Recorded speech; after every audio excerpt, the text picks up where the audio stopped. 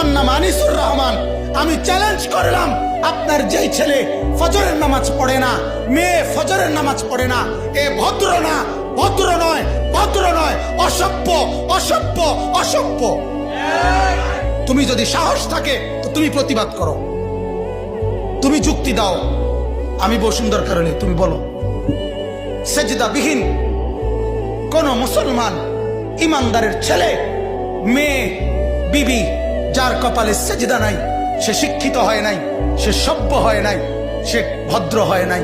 আল্লাহ কোরআনে বলছে, ইবলিসকে, ইবলিস তুই সেজদা করলি না, অহংকার করেছিস, তুই বের হ আমার থেকে।